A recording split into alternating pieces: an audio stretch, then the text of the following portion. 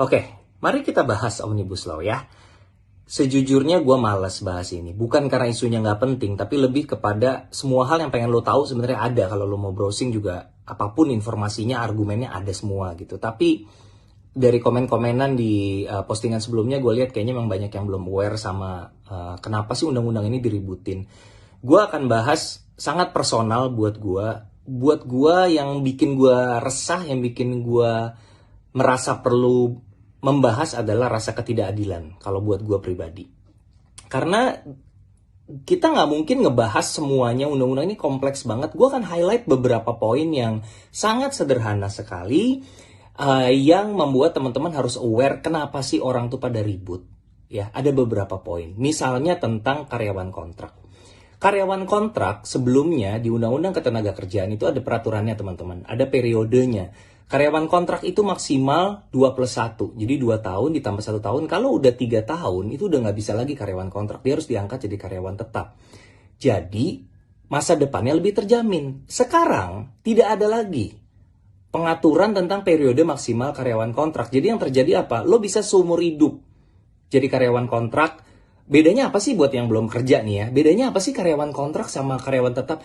Fasilitas bedanya teman-teman. Jenjang karir itu yang beda dari karyawan kontrak dan karyawan tetap. Tentunya akan beda sekali. Nah, itu poin yang menurut gua sebuah ketidakadilan terhadap karyawan atau buruh atau tenaga kerja.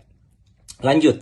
Misalnya tentang outsourcing. Outsourcing ini adalah sebuah hantu yang menakutkan gitu buat kita, karena ini adalah cara perusahaan untuk menghemat biaya, bukan diangkat jadi karyawan, di outsourcing.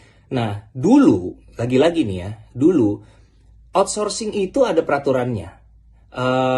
Syarat-syarat tipe-tipe pekerjaan yang bisa di-outsourcingkan. Jadi tidak bisa semuanya, misalnya nih karyawan perannya penting, berpengaruh langsung terhadap produksi, signifikan perannya, nggak boleh di outsourcing. Itu ada peraturannya teman-teman di Undang-Undang Ketenagakerjaan. Peraturan itu sekarang sudah tidak ada lagi. Dengan kata lain, perusahaan punya ruang lebih luas untuk melakukan outsourcing yang merupakan sebuah praktek yang relatif merugikan bagi pekerja dan menguntungkan bagi pengusaha. Kalau lo segitu lugunya untuk nanya, kenapa kalau merugikan pekerja kok tetap berjalan? Karena orang butuh makan, men.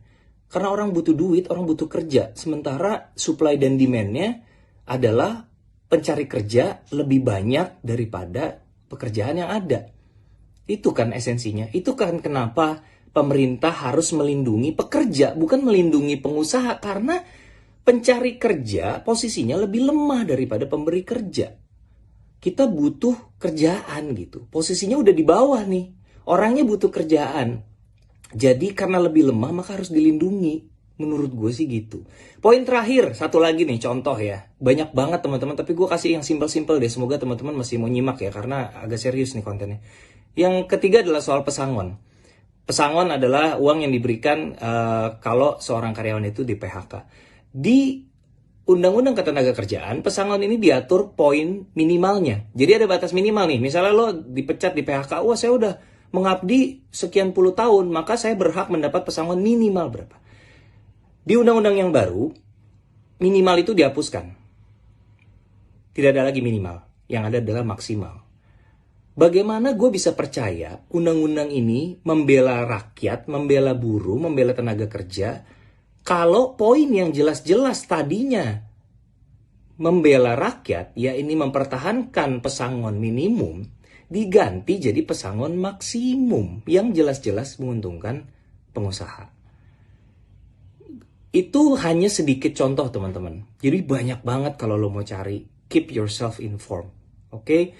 Jadi jangan hanya karena hype, jangan hanya karena rame, terus lo ikut-ikutan komen, tapi bener-bener gak tahu apa isinya, ya jangan juga gitu. Kalau bisa terinformasilah gitu. Terakhir pesan gue nih buat teman-teman yang ada aja soalnya yang udah baca semua belum, lu udah baca, lu baca dulu dong baru komentar, baca dulu semuanya. Gini, oke.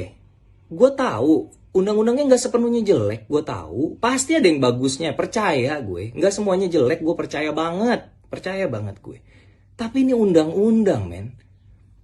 Tidak sepenuhnya buruk itu nggak cukup menurut gue. Tidak sepenuhnya buruk itu doesn't qualify as something yang melindungi rakyat.